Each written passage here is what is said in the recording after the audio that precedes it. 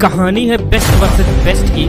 उस समय दुनिया की दो सबसे बेहतरीन टीमें एक दूसरे के आमने सामने थी। 5 मैचों की वो सीरीज 2-2 से बराबर पर थी। ऐसे में बारी थी सीरीज डिसाइडर या सीरीज फिनाले की। खराब फॉर्म के चलते केएल राहुल के खेलने पर सवाल थे। कुछ महीनों में दुबई और दुबई में वो वर्ल्ड कप और वर्ल्ड कप से पहले वो सीरीज और सीरीज से पहले ये मैच दोनों टीमों के लिए बेहद अहम। दोनों टीमें किसी भी हाल में यह मैच हारने को तैयार नहीं थी। विश्व कप से पहले विश्व कप के दो प्रबल दावेदार एक दूसरे से आपस में भिड़ने वाली थी। जहां इंग्लैंड के पास विश्व का सबसे शानदार बल्लेबाजी क्रम था, तो वहीं दूसरी ओर दुनिया की नंबर 1 T20 टीम अभी भी अपनी मिडिल ऑर्डर तलाश कर रही है। Jos Jonny, Morgan Malan, Ben Stokes, Archer जैसे दिग्गजों से लसी इंग्लैंड किसी भी टीम के होश उड़ाने की ताकत रखती है। वहीं अपने घर में खेल रही टीम इंडिया अपने ही सवालों में गुमराह थी। तो सुनिए क्रिकेट डॉक्यूमेंट्री का स्पेशल एपिसोड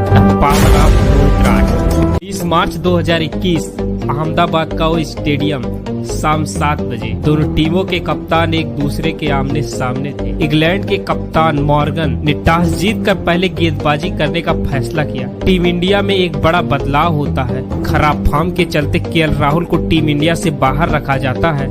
वहीं इंग्लैंड बिना किसी बदलाव के मैदान में उतरती है। पहले बैटिंग का न्योता पाकर टीम इंडिया एक नए ओपनिंग प्लेयर के साथ मैदान में उतरने वाली थी। ऐसे में सबकी निगाहें थी उस ओपनिंग प्लेयर पर। लेकिन उनकी वो चाल, उनकी वो झलक, उनका वो स्वैग, उनकी वो स्टाइल करोड़ों क्रिकेट फैंस के लिए अविश्वसनीय, अकल्पनीय था। किसी ने नहीं सोचा था वो दोनों उस दिन एक साथ एक मैदान पर एक टीम के लिए इस कदर एंट्री मारेंगे कि क्रिकेट के मैदान में उन दोनों की वो एंट्री करोड़ों क्रिकेट फैंस का सपना था। उस दिन उस मैदान में एक अलग ही माहौल बन चुका था, क्योंकि टीम इंडिया के दिल और धड़कन एक साथ एक ही मैच को शुरू करने मैदान में आ रहे थे। टीवी पर मैच देख रहे करोड़ों लोगों का सपना साकार हो गया था। शायद क्रिकेट के इतिहास में पहली बार ऐसा माहौल बन चुका था कि जब विश्व क्रिकेट के दो स्तंभ एक साथ एक बल्ला लेकर मैदान में उतरते हैं। मैच के पहले ओवर में दोनों बल्लेबाजों ने बड़े सम्मान के साथ भारत की पारी की शुरुआत। लेकिन पहले ओवर के बाद दोनों ने डिसाइड किया कि यह मैच जीतना है तो इंग्लैंड को एक बड़ा लक्ष्य देना होगा। इसके लिए शुरुआत से ही प्रहार करना जरूरी है। रोहित विराट की इस रणनीति का शिकार हो जाते हैं। अगला ओवर लेकर आए आर्चर के इस ओवर में इन दोनों ने 10 रन कूट दिए। 3 ओवर का खेल खत्म हो चुका था। टीम इंडिया बिना विकेट के 22 रन बना चुकी थी और मैच के चौथे ओवर में रोहित शर्मा ने मार्क वुड को आड़े हाथ लिया और मार्क के इस ओवर में 14 रन जड़ दिए। पावर प्ले के आखिर ओवर में मार्क 16 रन लुटा दिए। टीम इंडिया का स्कोर 6 ओवर में 60 रन तक पहुंच गया। पारी के 7वें ओवर में रोहित शर्मा ने जॉर्डन को अपना शिकार बनाया और 8वें ओवर में सैम करन की गेंद पर इस छक्के के साथ रोहित ने अपनी 50 पूरी की। रोहित ने महज 30 गेंदों में ताबड़तोड़ 50 रन बनाए। 50 रन के बाद रोहित शर्मा और भी विस्फोटक बन चुके थे। 9वां ओवर फेंक रहे बेन को रोहित शर्मा ने बैक टू बैक पहले छक्का फिर चौका जड़ा, परंतु बेन के अगले बॉल पर एक बड़े शॉट के प्रयास में अपना विकेट गंवा बैठे। अपनी इस पारी के दौरान हिटमैन ने 34 गेंदों में 64 रन पर आ चुके थे। ऐसे में सूर्या के 2 छक्के टीम इंडिया की ताकत बन चुके थे। विराट और सूर्या ने मिलकर इंग्लैंड पर प्रहार करना प्रारंभ कर दिया। 10 ओवर का खेल खत्म हो चुका था। टीम इंडिया के खाते में 110 रन थे।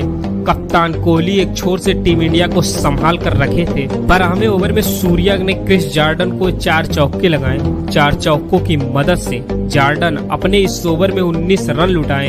इंडियन गेंदबाज अब पूरी तरीके से अंग्रेजी गेंदबाजों पर हावी थे कि 14वें ओवर में आदिल रशीद की बॉल पर सूर्या कैच आउट हो चुके थे।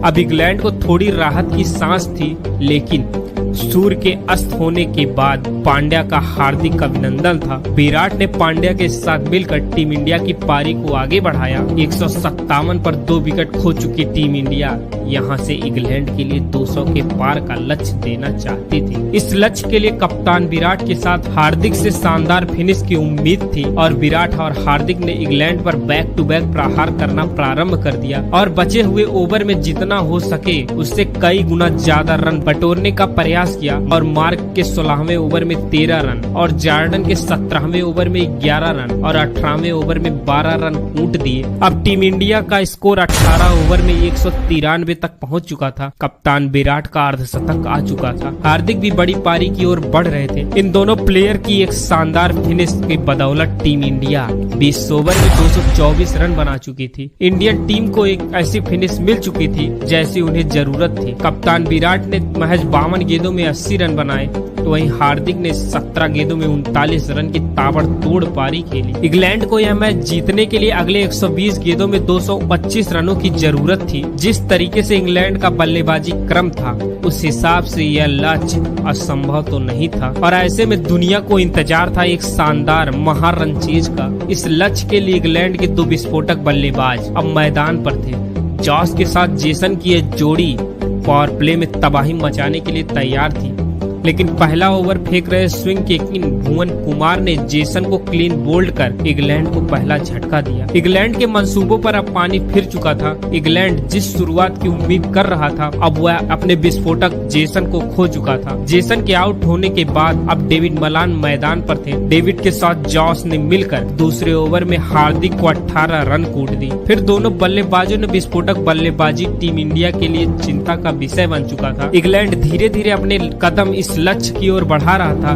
बटलर नाम की वो आधी अब थमने का नाम नहीं ले रही थी। बटलर ने चौथे ओवर में सुंदर को आड़े हाथ लिया और सुंदर को 13 रन जोड़ दिए। पावर प्ले खत्म होते होते इंग्लैंड के खाते में 63 रन आ चुके थे। दोनों की ये जोड़ी टीम इंडिया के लिए सरदर्द बन चुकी थी।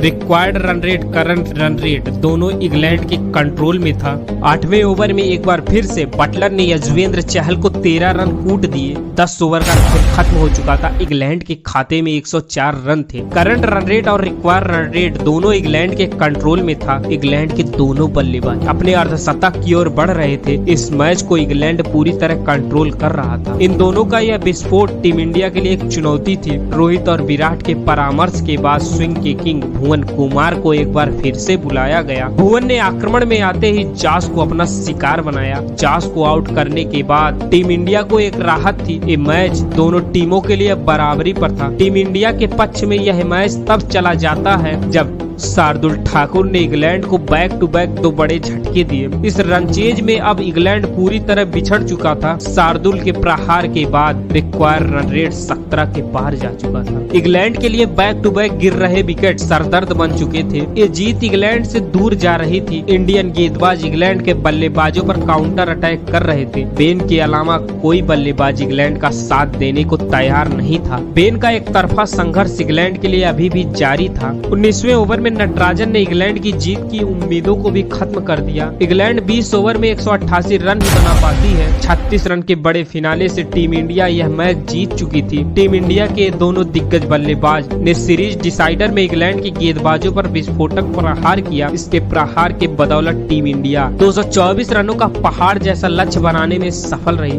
उम्मीद करते हैं आपको यह वीडियो हमारे अंदाज में, यह मैच स्टोरी, यह कहानी पसंद आई हो तो सब्सक्राइब करें हमारी YouTube चैनल क्रिकेट डॉक्यूमेंट्री को। यदि आपको किसी मैच की स्टोरी देखनी है तो नीचे कमेंट बॉक्स में जरूर कमेंट करें।